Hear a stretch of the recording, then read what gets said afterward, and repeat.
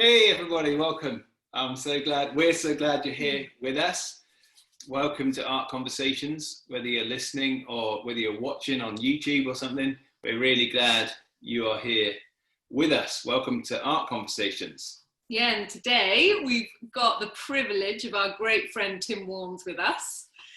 Hey Tim guys. is an incredible storyteller and illustrator. Tim, why don't you go ahead and just introduce yourself and tell us a bit about what you do? That'd be great. Okay, thank you, Beth and Louis. Thank you for inviting me. So I am storyteller Tim Warnes. I write and illustrate children's books. I've been doing that for 25 years now. In fact, more than that, 26 or so. And you don't look old enough, Tim. Sorry? You don't look old enough. What can I say? What can I say? And so I'm a writer, illustrator of children's books, and I have, I've been working for 25 years. Come on. So cool. I mean, it's just amazing. So I was at Brighton Art College, did an illustration degree. Yeah. And left Brighton Art College, got my first illustration job within months, like a book illustration job. Wow. And I've had work ever since. Amazing. I mean, God has just blessed my career so much. It's amazing. Come on. Cool. So, yeah.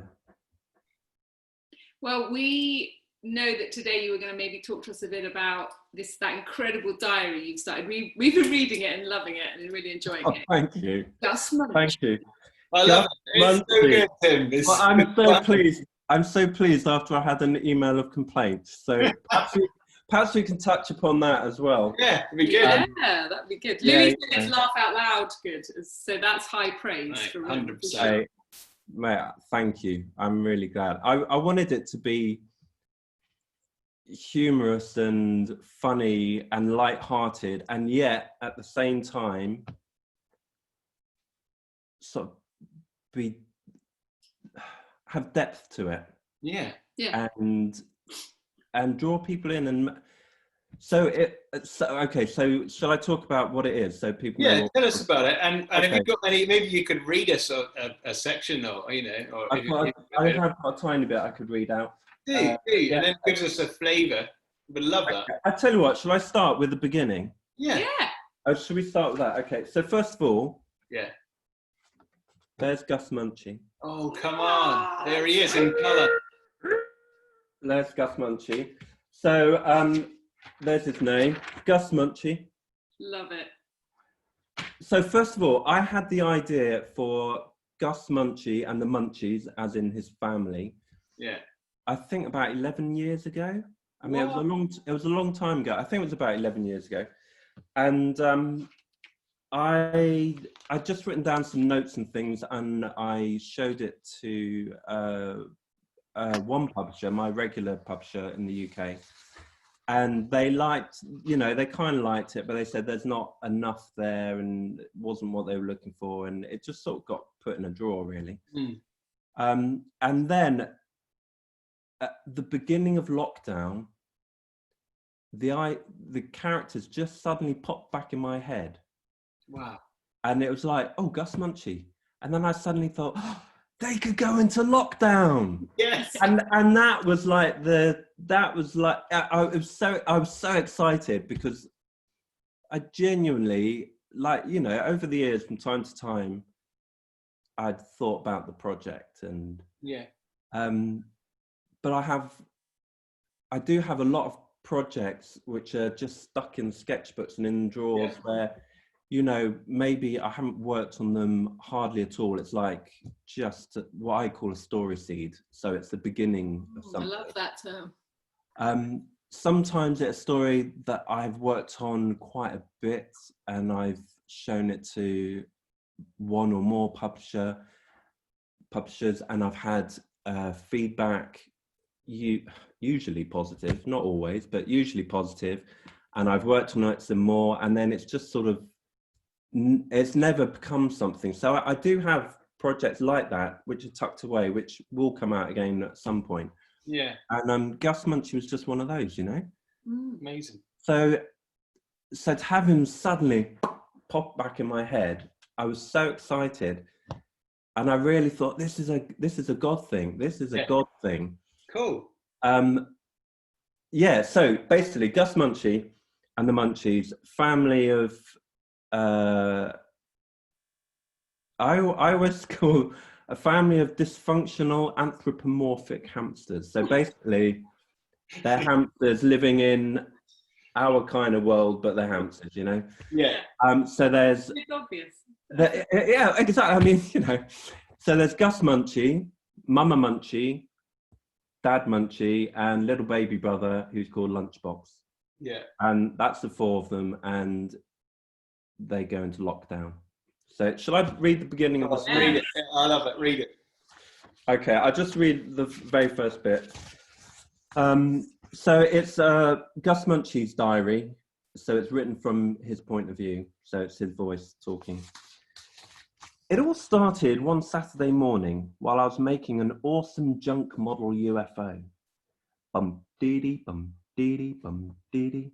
That's my dad practicing his banjo. It drives Mama nuts. I know I shouldn't, but I join in.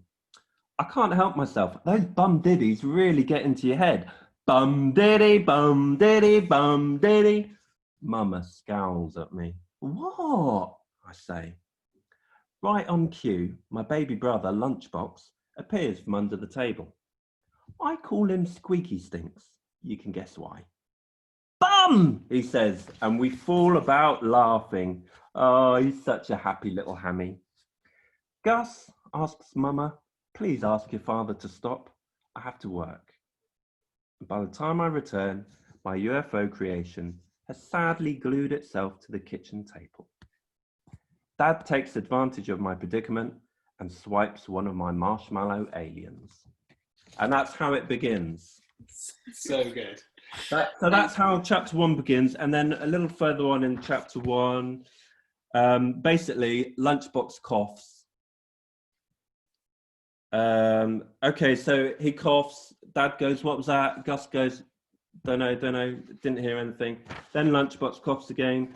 Nobody panic, shouts Dad. And he runs about like a headless chicken. Mama Munchie, lock the front door. Gus, grab the hand sanitizer. We're going into lockdown. Lunchbox looks up at Dad hopefully with arms outstretched. Sorry, Munch, no hugging, says Dad. Make yourself useful instead and count the loo rolls. Dad explains that according to government guidelines, we must isolate ourselves because Lunchbox is displaying symptoms of COVID-19. Seriously, says Mama. Yes, Valerie, says Dad. His persistent cough means we must isolate ourselves for the greater good. He's just attention-seeking, I say. Besides, it was only a little cough. Of course it was little, says Dad. Your brother's little, but we can't take the risk.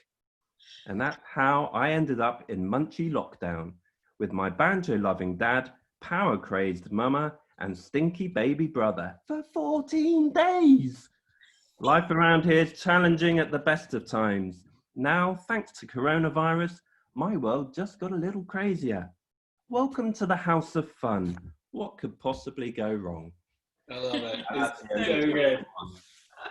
And so it basically becomes a bit of a commentary on the whole situation sort of we find ourselves in. Because at the moment we're in lockdown, we're currently still in kind of coming out of lockdown, but as we record this, we're sort of in it. And we're still in it, and I've been right. So it's all finished now and it's online. It's available online. Brilliant. We'll put the link in our description. Yeah, cool. Okay, thank you. But I've been writing it over the last 3 months, basically since the beginning of lockdown. Right. And it's been really interesting because, well, for a start, it's been great for me because I've not written anything of this length before or for that age group, because it's kind of like chapter books. So I guess sort of 7 to 10-year-old is kind of like the target audience, but I don't really like putting ages on books because I think if it's a good story, anyone can enjoy it. But you know, if I was forced to, it'd be that kind of age group. Yeah. What do you normally do yeah. younger kids, don't you? Yeah, I normally do younger kids. So I normally do picture books, which are from sort of newborn baby age up to about sort of 6, 7, 8. But again, I don't like putting an age on it, but you know, that would be the general view of it, that they go up to about sort of 7, 8 year olds. Well, when I've read what, you know, the first 5 or 6 episodes, as it were, you know, it could easily be for grown-ups. It's sort of got enough comedy and sort of wit and comment, like on like the social sort of place we find ourselves, that actually a grown-up can read that and sort of get something out of it, because you put quite a lot of, I don't know what the right term is, not adult sort of content that's sort of pretty mature in there. Yeah, yes, there is. The way the characters play off each other, and the way Gus sort of comments almost beyond his years, doesn't he? Really? Yeah. I think so. Going back to when I said at the beginning, I'd had an email of complaint from a reader, and it kind of, that was on about, I think that was on day, it was on day 4 from the initial launch, although it's available at any point for people to start reading. But it was on day 4, and I think it was mostly because it wasn't that picture book audience age. So now I've actually put a note on my website to say it's kind of more geared towards chapter book age group. Oh, do you mean so the complaint came from someone who was expecting it to be? I think so. I mean, I think so. Basically, the complaint was, children are scared enough as it is without me talking about coronavirus. You know, there's a line in, I think, day 2. Well, day 2, basically, Mum and Dad Munchie start talking to Gus about coronavirus and COVID. I've got a drawing here. He's drawing the coronavirus, imagining it like a monster. Yeah. Hang on. You might have to edit this bit out while I'm looking. Oh, where is it? Oh, here it is. Here it is. So he's sort of drawing. Yeah, great. Like COVID, like a monster, like a kid would, you know. Yeah. So the complaint was, children are scared enough. You shouldn't be scaring them more. Well, I do respect that, but at the same time, for a start, this was released like a week ago. So when we're coming out of lockdown anyway, children are scared of coronavirus before, you know, if they're scared of it, and many are, it's not because of Gus Munchie, it's because it's a scary thing. It's a scary time. Like, everyone's world has been totally messed up. Yeah. And, you know, we're not at school, we're not going around people's houses, we're not at church. You know, everything has changed. So to think that kids aren't taking that on board, and so do you view, in a sense, do you view this particular aspect of your work, this Gus Munchie, do you view it as you're sort of just holding up a mirror? Yeah, totally. And actually, yes, I am, but I'm also, weirdly, in a way, Gus Munchie's Lockdown Diary actually isn't about coronavirus and lockdown. It's actually about his relationship with his dad. And if you get down to it all, the book is actually about his dad. Yeah. Really? Lockdown is kind of like the trigger for what is going on in their life. And obviously it puts pressure on, it makes it topical for the moment. And I do genuinely hope, and I believe, that as a project, as a piece of work, I think it will be useful for families, because I think it can promote and trigger conversations between adults and kids. To help them express what's going on and how they're feeling, and us as well. You know, there's a line in the story where Gus Munchie, he says, like, the line is something like, no one knows what the heck's going on. You know, I can't remember who it was now, but I was talking to a friend And they said exactly that line. I think it was about 2 days ago. I can't remember who it was, but someone just said it quite naturally. You know, no one knows what the heck's going on, and it's just true. You know, it's not fear mongering. It's like you say, it's kind of like holding up a mirror and saying, "This is what's going on," and we don't know what's going on. Mm. Yes, so good. I know we had a chat a little while ago, and you were talking a little bit about why you kind of write books altogether, that it, you know, why you want, almost like the why behind what you do. Yeah, totally. So you kind of touched on that a bit now, even just with that sharing of families, and I just wondered if you could expand on that. That would be great. Yeah, sure. Okay, so so as I say, I've been a writer and illustrator of children's books for 26 years or so, and in the last year, and especially the last 6 months, I've really been thinking about where I want my career to be going, what it is, what do I want to be doing. And the bottom line is I want to be producing quality books. I don't want to just be churning stuff out because, you know, the market wants it or the publisher wants it. I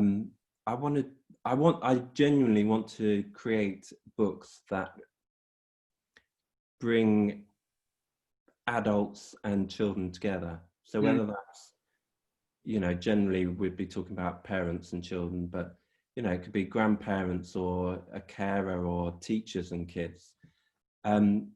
So it's about connecting adults with children through stories that are worth sharing, which is why I also, just over a year ago, started a blog where I write about children's books, which I really love and I think are worth sharing. So, you know, occasionally I obviously write about my own work because I want to promote my own work, but mostly my blog is about other people's work. It might be like illustrators or writers that we've all heard of, like, I don't know, Julia Donaldson, or more often than not, it's more obscure books or writers, which I just think have real value. And so in the articles, I kind of explain why I think this is valuable. And often it centers around mental health issues, because that's something that has affected me and my family and people I love. And I guess it's kind of like a passion of mine, and I think there's a real place for picture books in particular, to really build up children and really equip them for life as they, you know, as they grow up and become more adult. So yeah, I think picture books are really powerful. I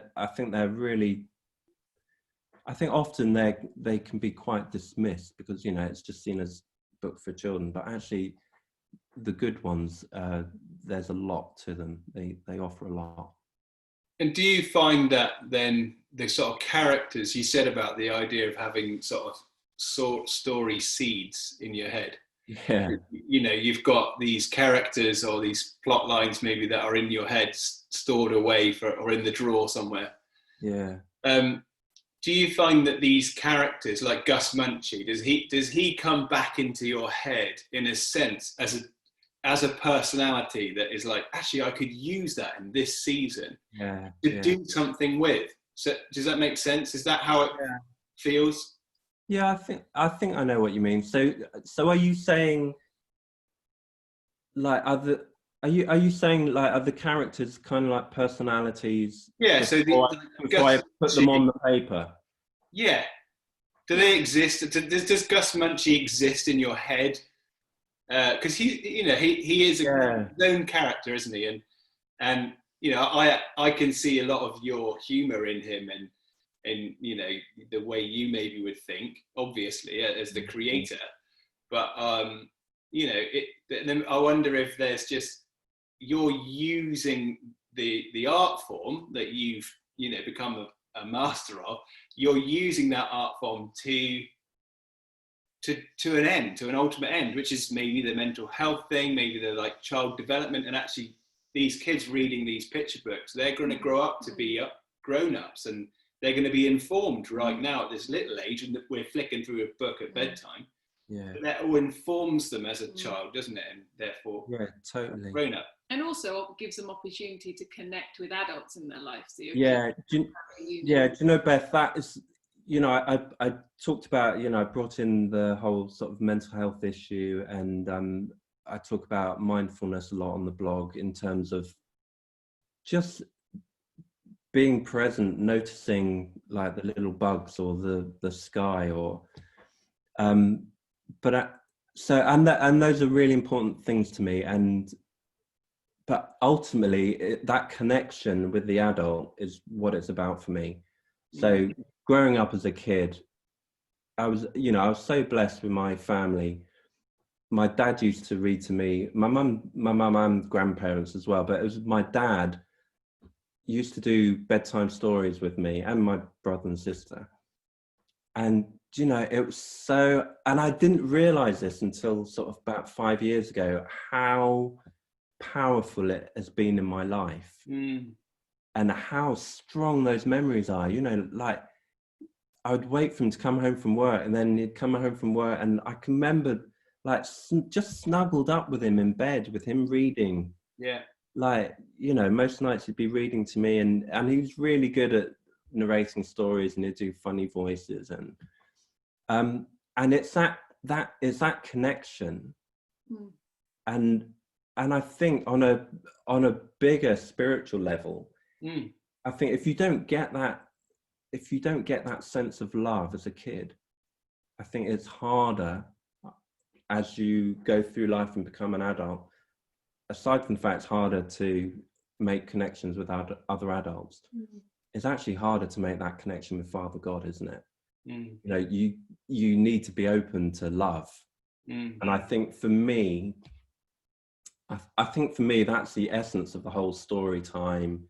You know, not necessarily at bedtime, but, you know, just kind of like snuggled up one-on-one, or if you've got a couple of kids, just sharing that time. And during lockdown, I've been connecting with my nephew who lives out in Spain. And he's 8, he's autistic. And I've been connecting with him most days over video chat.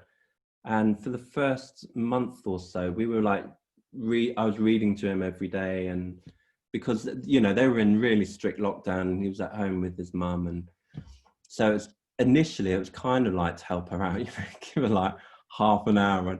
But it's been such an amazing experience, because I've become so connected to him, which, you know, I wasn't doing that before. So it's kind of like I recognize that God used lockdown, turned it around for something good, which is this connection I've really been developing with Isaac, which I wouldn't have had that opportunity before.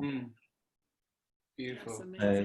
Yeah, you know, it's that connection. So Beth, going back, you're saying about that connection, that love, I think that's so important. Really valuable. Your books definitely do that, just to say that, because I was thinking that, is it Don't Worry? You have one called Don't Worry, or it's... Hang on a minute. One of the ones we've got. One of the ones that we have.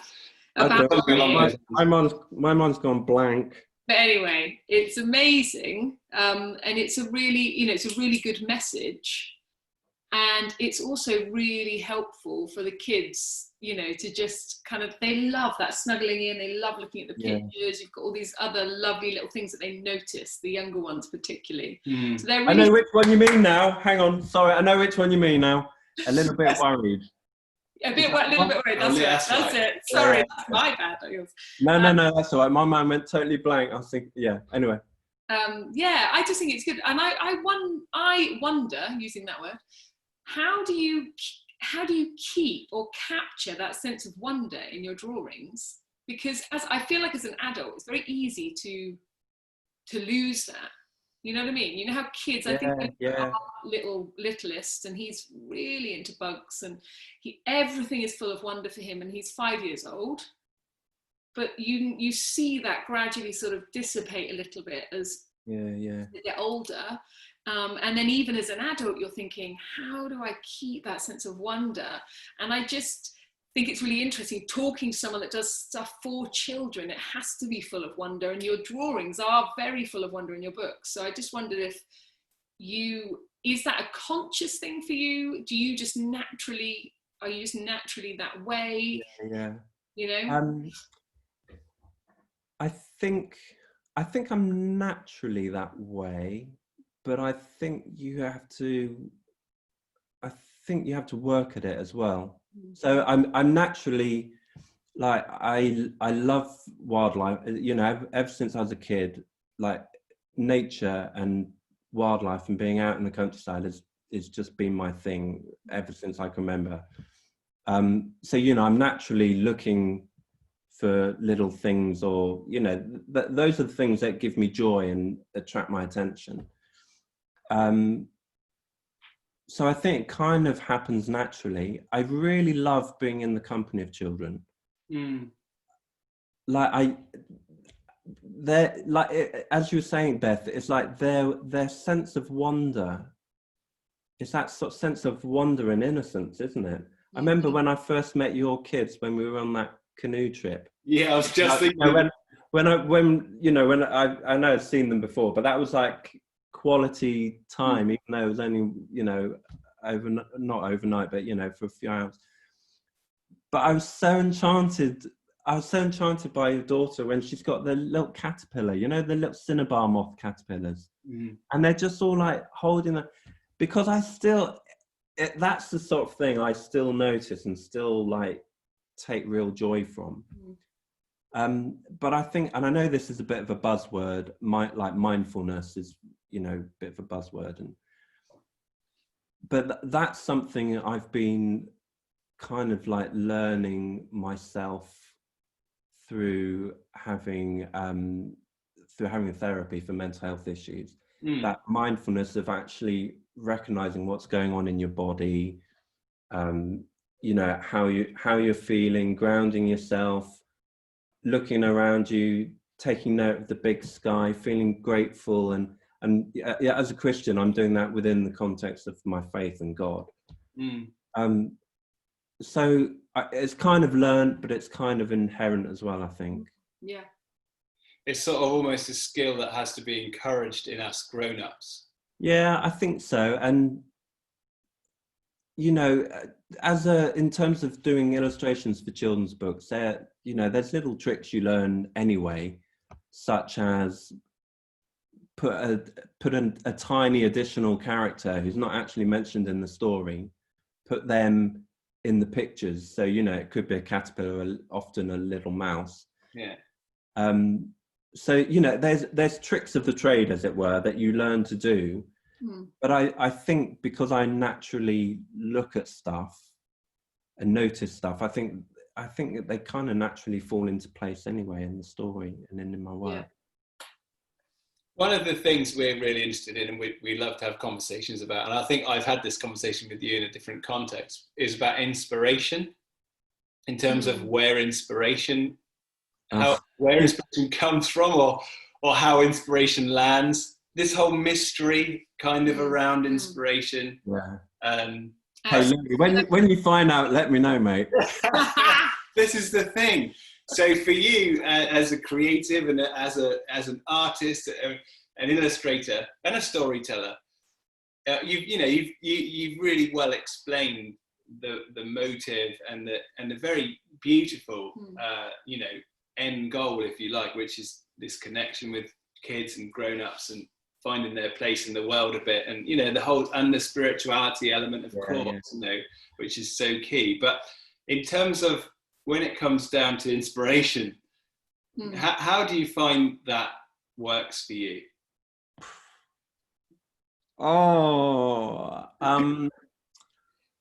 You know, I genuinely find this such a hard question. Yeah.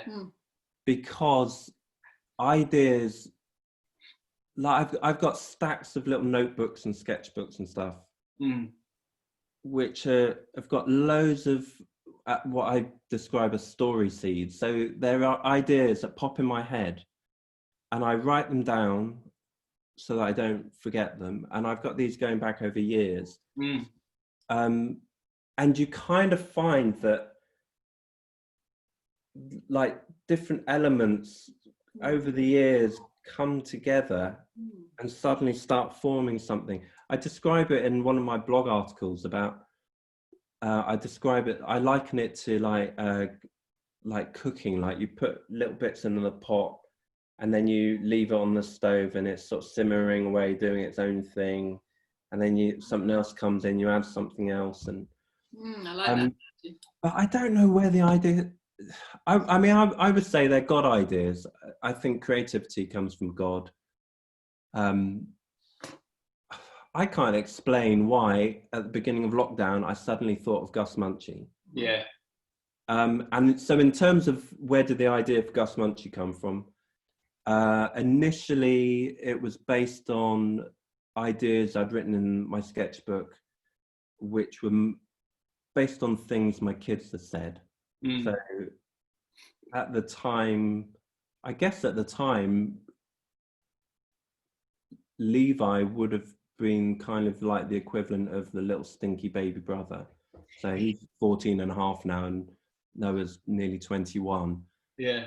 And you know, there's elements of my own experience of life within the story. So Gus Munchie, his dad rather, plays the banjo. Well, I love playing the banjo. Yeah. So it's kind of like you draw things in, and Levi said to me, "Oh, how come Gus Munchie's dad plays the banjo? Like, is that you?" And I was going, "Well, he's not me, but there's elements of me in there." Yeah. Within the story, without wanting to give the story away, Gus Munchie's dad, really overweight, and lockdown is the impetus for him to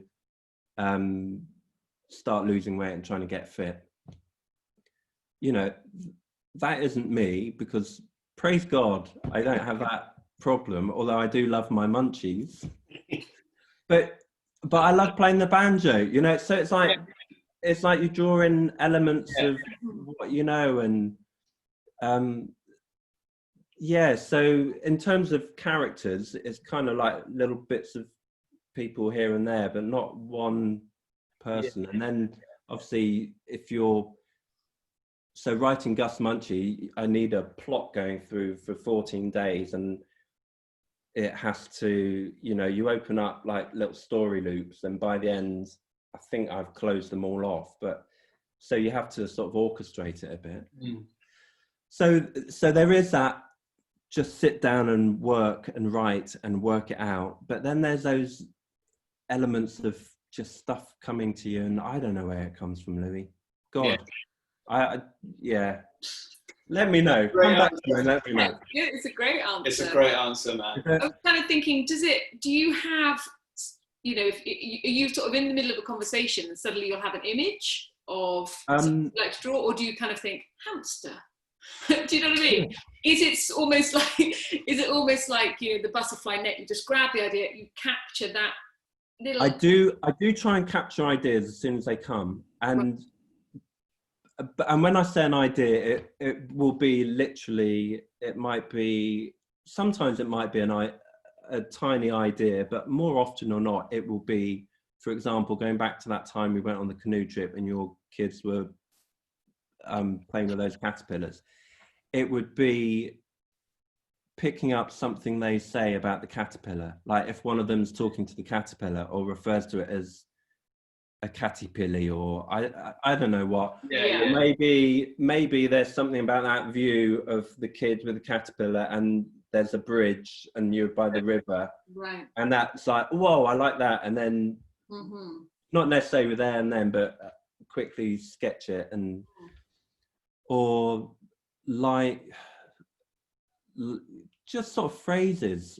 I think phrases that people say, I think that's what really gives characters life, that makes them feel more believable. That's a really interesting, it's almost, I find that fascinating, because it's the way language is used. Almost adds a level of consciousness and personality to an otherwise, you know, two-dimensional sort of form. Yeah, I think, yeah, definitely. So it's like just picking up on little things here and there. That's how it works for me anyway. But then how do you, so you've got these little seeds and you've got these, what makes you go, that idea's a goer? Or like, that's one I'm going to put in some hours of like kind of graft into to put, do you know what I mean? Yeah. Is there, or do you just? I think it's probably instinct. Mm. I think it's instinct. I think sometimes the idea just won't leave you alone. Right. So you're kind of like, it's like this desire to work on it. I've got a project which is put to one side at the moment that I've spent a long time on. Louis, we've talked about the rat that does street art. Yeah, yeah. So it's I've written it with the view of it being a picture book, which obviously would fit the nature of the story because it's a rat who does street art, so it's very visual. And then, but there's the whole issue of street art is illegal and you don't want to be encouraging it. But on the other hand, is an art form that I absolutely love and gives me so much joy and pleasure when I see it out and about. So there's this kind of like tension which the publishers feel, which is why it hasn't gone anywhere yet. But I know that idea is from God, and I know that one way or another that will come out. Because the essence of the story, although it's about street art, the essence of the story is being true to yourself and expressing yourself. And again, it's like lockdown and COVID was what I've chosen to hang the story of Gus Munchie on. Yeah. I feel like this other story about the rat, street art is really important to the story, but actually it's kind of what the essence is hung on. Does that make sense? Yeah, definitely. Totally. And also, like, you know, art isn't about staying within the parameters, is it? It's about pushing it and getting out there. And yeah, it's about pushing the envelope and yeah. For sure. So you seem quite confident. So it's almost like I feel like God's given me the idea, and I'm assuming you have self-doubt. There's moments oh where man, terrible, or so much self-doubt. Talk a little bit about that before we. I don't believe you, Tim. Come on, man. I'm just thinking, like, I know we need to end soon, but it would just be really great to hear, because I think as creatives, there is so much self-doubt that goes on. It just, you're somebody that's been very successful in your field. It's so helpful to hear, like, you doubt, and how do you deal with that? And what does that look like, you know? Okay, so I have had a lot of self-doubt about my work over the years. On a personal level, I've dealt with loads of stuff in my life, and that has been truly healing. For me, that's all part and parcel. I think if you deal with like the deep stuff, actually you become more confident in other areas. But in terms of my work, like putting out Gus Munchie is kind of a vulnerable thing to do, because I guess you would say it's self-published. It's available online to people who subscribe, and they get a chapter a day emailed to them. So it's self-published. I haven't had an editor read it. I haven't run it by a publishing house to find out whether they think actually this is, you know, going too far. You shouldn't be talking about coronavirus. And so I guess it's kind of vulnerable, but I actually really believe in it. And I think I don't know. So talking about Gus Munchie, for me, I genuinely believe it's a good product. Like, I think it's funny. I think it's a really good story in terms of the arc of the story, all these story loops are all tied up. So I think it's a satisfying story. And actually, I think because of that, I just believe in it. Mm-hmm. But I do get self-doubt. When I started my blog, I had real self-doubt about that. I'd wanted to start one and write about other people's books for a long time, because picture books is something I'm just really passionate about. And at first I kind of felt like it didn't make sense to be promoting other people's books when actually I should be promoting my books. And then there was that whole thing, well, who the hell do I think I am telling people like, oh, this is a good book and you should read this book because this one's really good. But then I thought, actually, I've been working professionally for 25 years. Yeah. I've grown up with kids' books. At art college, I was the only person on my course who was even vaguely interested in children's books. No one else was. It wasn't like the cool thing to do, and it wasn't specifically about children's book illustration. It was just a general illustration course. But that's the area I was drawn to. That's the area that I wanted to work in. So when I was getting these moments of doubt about the blog, I was thinking, actually, like I think I just got to that point where I thought, my opinion is valid and you don't have to agree with it.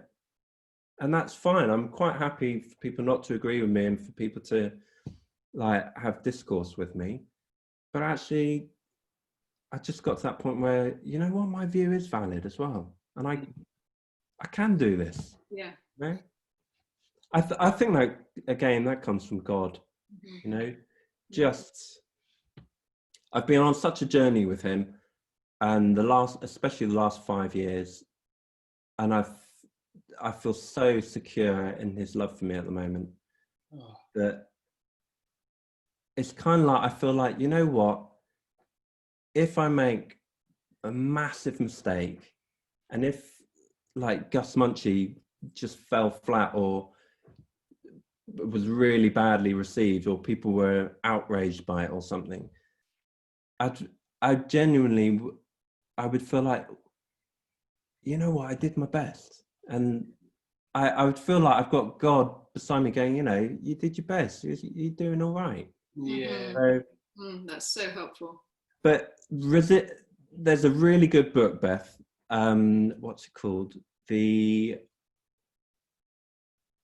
War of Art by Stephen Pressfield, which I would really recommend.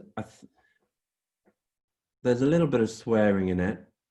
I've got a feeling they might drop the F-bomb. I think I've ordered it because you recommended it to me before. Really, really good. It's basically bite-sized, like really tiny bite-sized, sometimes like half a page or less. Just really insightful, exploring why is it that so many creative people, really talented people, have self-doubt? Why is it that so many creative people, and this applied to me really badly, are procrastinators? So do anything to put off actually doing the work. Why is that? And he describes it as the resistance, which is basically, he sort of personifies this force that is trying to stop you creating. Because if you're creative, you are made to create. Sounds amazing. It's a really good book. I found that really helpful, actually. What's the name of the book again and the author? The War of Art, Stephen Pressfield. Great. I would recommend that especially if you're a creative person and you struggle with procrastination or self-doubt, that's a really good book. Brilliant. Amazing. Thanks so much, Tim. We love you, man. Thanks, guys. And we could talk like this all night long, and let's do it again. And I'd love to talk more. I want to do conversations. We're doing this specifically about art, but I'd love to have conversations about mental health. And I know you've got a lot to say on that. So maybe one day we'll do one specifically just on mental health and the journey there.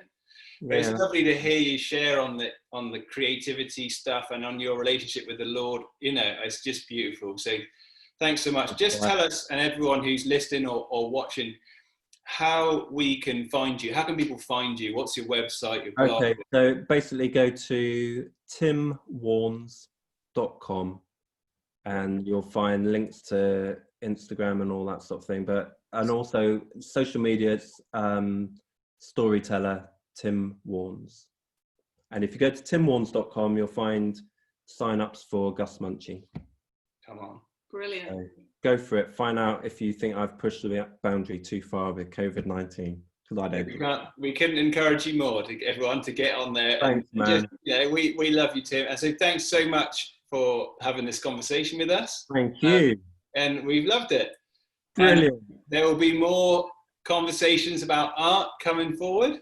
And hopefully one day we'll have Tim back on. Yeah. In person at some point. Oh yeah, yeah, in the same room. Imagine that, in the same room. Great. Well, we'll see you, everybody. At this point, we will sign off, and we will see you really soon. Thanks so much. Take care. Cheers. Actually, brilliant.